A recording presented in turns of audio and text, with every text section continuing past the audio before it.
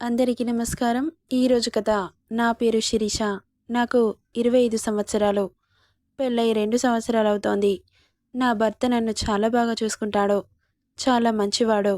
పెళ్ళైన కొత్తలో మేము చాలా పేదవాళ్ళుగా ఉండేవాళ్ళం. అయినా కానీ నా భర్తని ప్రేమించి పెళ్లి చేసుకున్నాను. ఆయన పేరు రవికాంత్. ఇప్పుడు ఆ పేదరికం లేదు. చాలా ఆస్తులు సంపాదించాడు ఆయన. కానీ సడన్‌గా ఇన్ని ఆస్తులు ఎలా వచ్చాయా అని నాకర్థం కాదు. మా ఆయనని అడిగితే, "నిన్ను పెళ్లి చేసుకున్న వేళ విశేషం. నువ్వు వచ్చాకే మనకు ఈ సిరి సంపదలు వచ్చాయి" అని చెబుతాడు. "శిరీష, నువ్వు తినేసి పడుకోలేదా? పడుకోమని చెప్పాను కదా! నేను వచ్చేసరికి లేటవుతుంది" అంటూ లోపలికి వచ్చారు ఆయన. "మీరు లేకపోతే నాకు నిద్రెలా పడుతుంది? సర్లే, ఇద్దరం కలిసి తిని పడుకుందాం. భోజనం పెట్టు" అంటూ కూర్చున్నాడు. ఆయనకి వడ్డించి నేను వడ్డించుకున్నాను. ఇక ఇద్దరం తినేసి నిద్రకి ఉపక్రమించాం. ఎందుకో తెలీదు, నాకు పడుకోగానే నిద్ర పట్టేసింది. నెక్స్ట్ డే మార్నింగ్ 10కి నిద్ర లేచిన నేను చుట్టూ చూశాను. నా భర్త ఆఫీస్కి వెళ్ళినట్లున్నాడు. కనిపించలేదు కానీ నాకు లేవడానికి రావట్లేదు. చాలా నీరసంగా ఉంది. కనీసం కాళ్ళు చేతులు కూడా కదపడానికి కష్టంగా ఉంది. నెలలో 2-3 రోజులు ఇలా అవుతుంది. ఎందుకో అర్థం కావట్లేదు. మా ఆయనకి చెప్పాలి. అయినా ఈయన ఎక్కడికెళ్లారో నాకు చెప్పకుండా అనుకుంటూ ఆయనకి కాల్ చేశాను. ఆఫీస్‌లో ఉన్నానని చెప్పారు. నాకు ఇలా అవుతుందని చెబితే కంగారు పడతాడేమోనని చెప్పకుండా సరే అని కాల్ కట్ చేశాను. ఇక బలవంతంగా లేచి వాష్‌రూమ్ వెళ్ళాను. నా ప్రైవేట్ పార్ట్స్ చాలా నొప్పిగా ఉన్నాయి. నా భర్త రాత్రి నన్ను బలవంతం చేశాడా? అయినా బలవంతం చేయాల్సిన అవసరమేముంది? ఆయనకి నేనే సహకరిస్తాను కదా! ఎందుకింత నొప్పిగా ఉంది? ప్రాణం పోతున్నట్లు అనిపిస్తోంది అని నొప్పికి కళ్ళల్లో నీళ్లు తిరుగుతుంటే అడుగు తీసి అడుగు వేయడానికి కూడా రావట్లేదు. అంత నొప్పిగా ఉంది. ఇంట్లో నేను, ఆయన ఇద్దరే ఉంటాం. కనీసం పని మనుషులు కూడా ఎవరు ఉండరు. ఆయనకి అలాంటివి ఇష్టముండదు. ఇద్దరమే కదా పని మనుషులు ఎందుకంటాడు. నాకు కూడా ఇంట్లో పనులు చేసుకోకపోతే బద్ధకంగా తయారవుతానని నేనెప్పుడూ అడగలేదు. ఇక నేను కిచెన్‌లోకి వెళ్లి వంట చేసుకోవాలా అని బాధపడుతున్న సమయానికి డైనింగ్ టేబుల్‌పై ఏదో కవర్ కనిపించింది.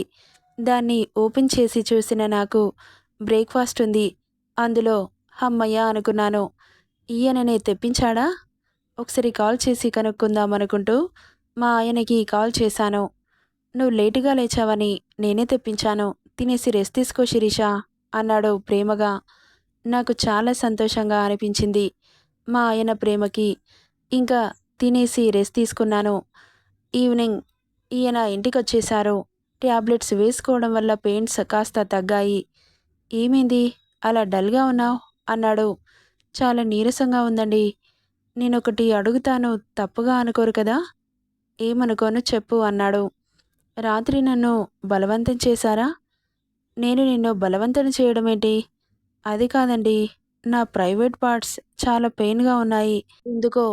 "అవునా? ఏమో శిరీష, నేను బలవంతం చేయలేదు కానీ నువ్వు కూడా నాకు సహకరించావు. కాస్త ఎక్కువసేపు పార్టిసిపేట్ చేశాం.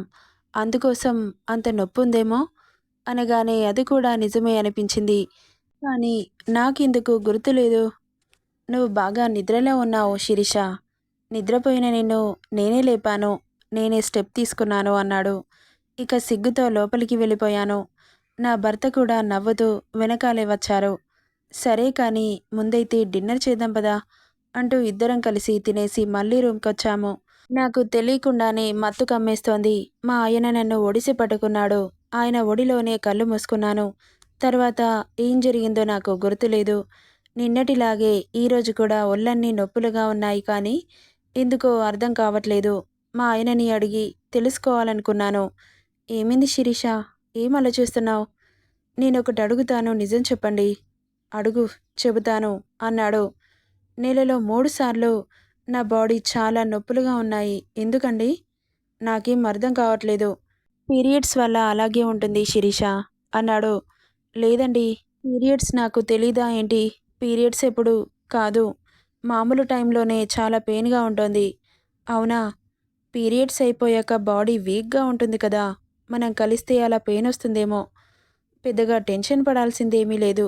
అని చెప్పి వెళ్ళిపోయారాయన. అయినా కానీ ఆయన ఈజీగా తీసేసిన దాన్ని నేను తీసుకోలేకపోతున్నాను.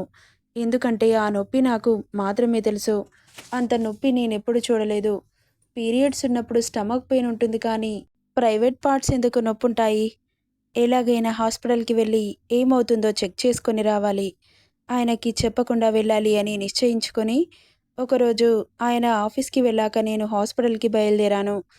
అసలు వెళ్ళే ఓపిక కూడా లేదు. అయినా కానీ ఏం జరుగుతుందో నా బాడీలో తెలుసుకోవాలనుకొని కుతూహలంతో వెళ్ళాను. ఇక డాక్టర్‌కి నా సమస్య చెప్పి కూర్చున్నాను. ఆవిడ ఒకసారి నన్ను చెక్ చేయాలని లోపలికి తీసుకెళ్ళింది. నన్ను చెక్ చేసి నార్మల్‌గా వచ్చి తన సీట్‌లో కూర్చుంది. "ఏమైంది డాక్టర్?" అని అడిగాను. "మీ ఇంట్లో ఎవరు ఉంటారు?" అని అడిగింది. "మా ఆయన నేను ఇద్దరమే ఉంటాం డాక్టర్" అన్నాను ఆశ్చర్యంగా. ఎందుకలా అడుగుతుందో నాకు అర్థం కావట్లేదు. "మీ భర్త తప్ప ఇంకెవరు ఉండరా? ఎవరైనా ఇంటికి వచ్చిపోతూ ఉంటారా?" "ఎవరు రారు మేడం. కానీ ఇలా జరగడానికి కారణం ఎవరో తెలీదు కానీ" అని ఓ నిజం చెప్పిన నాకు నా కాళ్ళ కింద భూమి కంపించినట్లు అనిపించింది. ఒక్కసారిగా నా బ్రెయిన్ పని చేయడం మానేసింది. డాక్టర్ మాట్లాడుతున్న మాటలు అసలేం అర్థం కాలేదు. శిలలా మారిపోయాను. "జాగ్రత్తగా ఉండండి. లేకపోతే మీ ప్రాణానికే ప్రమాదం" అని చెప్పి పంపించింది. అసలేం జరుగుతుందో కూడా అర్థం కాలేదు. నాకు ఇంటికి ఎలా వెళ్తున్నానో కూడా అర్థం కాకుండా వెళ్ళాను. ఇక ఆలోచనలతో ఆ రోజు గడిచిపోయింది. మా ఆయన ఇంటికి వచ్చాడు. ఎప్పటిలాగే చాలా ప్రేమగా మాట్లాడుతుంటే కోపం వస్తోంది నాకు. ఇంతలా అంటే చంపాలన్నంత కోపం. అతనేం మాట్లాడినా సమాధానం చెప్పకుండా కళ్ళెర్రజేసి చూస్తున్నాను. "ఏమైంది శిరీష, అలా చూస్తున్నావ్?" అని అడిగాడు. నా చెయ్యి పట్టుకొని అతని చేతిని విసిరికొట్టి "డోంట్ టచ్" అన్నాను. ఆశ్చర్యంగా చూశాడు. "ఏమైంది నీకు? ఎందుకంత కోపంగా ఉన్నావ్? అసలు మీరు మనుషులేనా? కట్టుకున్న పెళ్ళామని కూడా చూడకుండా ఏం చేస్తున్నారో మీకు అర్థమవుతుందా?" "నేనేం చేశాను శిరీష?" అన్నాడు ఏం తెలియనట్లు. "చెప్పు తీసుకొని కొడతాను. ఏం తెలియనట్లు మాట్లాడితే. ఇక ఇప్పటి నుండి మీకు నాకు ఎలాంటి సంబంధం లేదు. నువ్వెవరో నేనెవరో. నువ్వు నాకొద్దు. ఇలాగే ఉంటే నువ్వు నన్ను చంపేస్తావ్" అంటూ ఆయన కాలర్ పట్టి కుదేస్తుంటే నా చెయ్యి పట్టి దగ్గరికి లాక్కున్నాడు. "తెలిసిపోయిందా? పూర్తిగా తెలిసిపోయిందా?" అంటూ వెకిలిగా నవ్వాడు. "చెబితేనే ఇలా ఫీల్ అవుతున్నావు. చూస్తే ఇంకెలా ఫీల్ అవుతావో" అంటూ అతని పాకెట్లో నుండి మొబైల్ తీసి నా ముందు పెట్టాడు. ఆ వీడియో రన్ అవుతుంటే నా కళ్ళు, నోరు తెలియకుండానే పెద్దవయ్యాయి. ఆ దృశ్యాన్ని చూడలేక ఆయన చేతిలో ఉన్న ఫోన్ని లాగి ఫ్లోర్‌కి విసిరికొట్టాను. గట్టిగా నవ్వుతూ, "ఈ ఫోన్ పగలగొడితే ఇంకో ఫోన్ నా దగ్గర లేదు అనుకున్నావా? ఇలాంటివి కొన్ని వేల వీడియోలున్నాయి నీవి. నువ్విలా తిరగబడితే సోషల్ మీడియాలో వైరల్ చేస్తానని వీడియో తీశాను. ఎలా ఉంది?" అని నవ్వుతుంటే, "నిన్ను చంపేస్తా. నీకేం పాపం చేశాన్రా? నా భర్త చాలా మంచివాడు అని ఎంత నమ్మానో తెలుసా? నువ్వు ఇంత నీచానికి దిగజారుతావా? కట్టుకున్న భార్య అండాలని అమ్ముకొని కోటీశ్వరుడు కావాలనుకుంటావా? అసలు ఇలా చేస్తున్నందుకు కొంచెం కూడా సిగ్గుగా అనిపించట్లేదా? పైగా కట్టుకున్న నీ భార్య అండం తీసి వీడియోని సోషల్ మీడియాలో పెడతావా ఇడియట్? కొంచెం కూడా సిగ్గుగా అనిపించట్లేదా? అసలు నువ్వు మనిషికే పుట్టావా? రాక్షస జాతికి చెందినవాడివా? ఎంతలా మోసం చేశావురా నన్ను? నిన్నేం చేసినా పాపం లేదు. నిన్ను చంపేస్తాను. ఇప్పుడే ఈ క్షణమే చంపేస్తాను. ప్రేమిస్తున్నట్లు నటించి నా ద్వారా డబ్బులు సంపాదించి వ్యభిచారం కంటే పెద్ద తప్పు చేసేలా చేశావు. నిన్నేం చేసినా పాపం లేదు" అంటూ అతని గుండెలపై కొడుతూ ఏడుస్తూ అక్కడే కుప్పకూలిపోయింది శిరీష. నెలలో 3 రోజులు అండం రిలీజ్ అయ్యే రోజులు ఆమెకు రాత్రి తినేటప్పుడు భోజనంలో స్లీపింగ్ టాబ్లెట్స్ కలిపి ఇచ్చేవాడు. అలా ఆమె తినగానే స్పృహ తప్పి పడిపోయేది. ఆమెను హాస్పిటల్‌కి తీసుకెళ్ళి ఆమె నుండి ఎగ్స్ తీసి వేరే హాస్పిటల్‌కి సప్లై చేసేవాడు. దాని ద్వారా చాలా డబ్బులు సంపాదించేవాడు రవి. ఆ ట్రీట్మెంట్ చేస్తున్నప్పుడు ఆమె స్పృహలో ఉండకపోయేది. మార్నింగ్ వరకు ఆమెకు స్పృహ లేకుండా మత్తు ఇంజెక్షన్ ఇచ్చేవాడు. తెల్లవారు నిద్రలేచిన శిరీష ఒళ్ళు చాలా నొప్పిగా ఉండేది. అందుకే ఆమె ప్రైవేట్ పార్ట్స్‌లో చాలా నొప్పిగా ఉండేవి. ఇక ఆమెను చూస్తూ వెకిలిగా నవ్వుతూ, "ఎవరికో కాల్ చేశాడు రవి. నా భార్యకి విషయం తెలిసిపోయిందిరా. దీన్ని మీకు అమ్మేస్తున్నాను.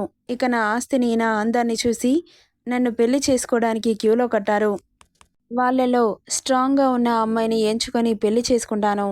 ముందుగా టెస్ట్‌లు చేయించి తర్వాత పెళ్లి చేసుకోరావి. మన బిజినెస్ బాగా సాగాలిగా. పెళ్లి చేసుకున్నాక అది తుస్సు బ్యాచ్ అనుకో మన బిజినెస్ ఎక్కడ సాగుతుంది? నాకు తెలుసు. అన్నీ చెక్ చేసుకొనే పెళ్లి చేసుకుంటాను అని చెప్పి శిరీషని తీసుకొని బయటకొస్తుండగా ఎదురుగా చూస్తున్న దృశ్యానికి కళ్ళు పెద్దవయ్యాయి. ఒక్కసారిగా నిలుక్కుపోయి అలాగే చూస్తూ ఉండిపోయాడు. పోలీసులు అతన్ని చుట్టుముట్టారు. యువర్ ఆర్ అండర్ అరెస్ట్ అంటూ అతని చేతులకి సంకెళ్ళు వేయగానే, సార్ ఏం చేస్తున్నారు మీరు? నన్ను అరెస్ట్ చేయడమేంటి? అని కంగారు పడుతున్నాడు. షడప్ రవికాంత్. ఒక అమ్మాయిని మోసం చేసి పెళ్లి చేసుకొని, ఆ అమ్మాయి ఎక్స్‌ని సప్లై చేయడానికి సిగ్గుగా అనిపించట్లేదా? పెళ్లి పేరుతో అమ్మాయిలని మోసం చేస్తూ నువ్వు కోట్లు కోట్లు సంపాదిస్తున్నావు. ఒక అమ్మాయికి ఇష్టం లేకుండా అలా చేయడం చాలా పెద్ద నేరం. నిన్ను తక్షణమే అరెస్ట్ చేస్తున్నాం పద అంటూ వాడిని కొట్టుకుంటూ అక్కడి నుండి తీసుకెళ్లిపోయారు. శిరీష కట్టుకున్న భర్త మోసం చేయడంతో మళ్ళీ పెళ్లి చేసుకోలేదు. ఆమె మనసు ఎంత మార్చాలి అనుకున్నా తల్లిదండ్రుల వల్ల కాలేదు. ఒకరోజు అతిథిలా ఒక అబ్బాయి తన ఇంటికి వచ్చాడు. అతను ఎవరా అని ఆశ్చర్యంగా చూస్తోంది Shirisha. Hi Shirisha, my name is Sharath అంటూ షేక్ హ్యాండ్ ఇచ్చాడు. మీరు ఎవరో నాకు తెలీదు. ఎందుకొచ్చారో చెప్పండి అనింది. మా కంపెనీలో వేకెన్సీస్ ఉన్నాయి. మీరు మా కంపెనీలో జాబ్ చేయమని చెప్పడానికి వచ్చాను అని చెబుతుంటే ఆశ్చర్యంగా చూస్తోంది. వెతుక్కుంటూ నన్నే ఎందుకు అడుగుతున్నారు? జాబ్ ఇచ్చేవాళ్ళు కూడా ఇలా బ్రతిలాడి జాబ్ ఇస్తున్నారా? ఈ మధ్యలో అంత ఖాళీగా ఉన్నారా మీరు? అని అడిగింది శిరీష. నన్నింకా గుర్తుపట్టలేదా? నేను నీ క్లాస్మేట్ శరత్ అన్నాడు. హో శరత్, నువ్వా? నిజంగా నేను అస్సలు గుర్తుపట్టలేదు. Thank God. ఇప్పటికైనా గుర్తొచ్చాను. సర్లే, ఎలా ఉన్నావు? డివోర్స్ అయ్యాయంట? అవును. సర్లే, ఇలా బాధపడుతూ కూర్చోకపోతే నా ఆఫీస్లో నిజంగానే వేకెన్సీస్ ఉన్నాయి. జాయిన్ అవ్వు. ఓకే శరత్, తప్పకుండా. మనిద్దరం చిన్నప్పుడు చాలా బాగా ఆడుకునేవాళ్ళం కదా అంటూ చిన్నప్పటి విషయాలు గుర్తు చేసుకొని కాసేపు నవ్వుకున్నారు శరత్, శిరీష. ఇక శిరీష ఇంట్లో ఉండాలనిపించక శరత్ ఆఫీస్లోనే వర్క్ చేయడం మొదలుపెట్టింది. వాళ్ళిద్దరి మధ్య పరిచయం ప్రేమగా మారి ఇద్దరు పెళ్లి చేసుకున్నారు. వాళ్ళ హ్యాపీ లైఫ్ని లీడ్ చేశారు.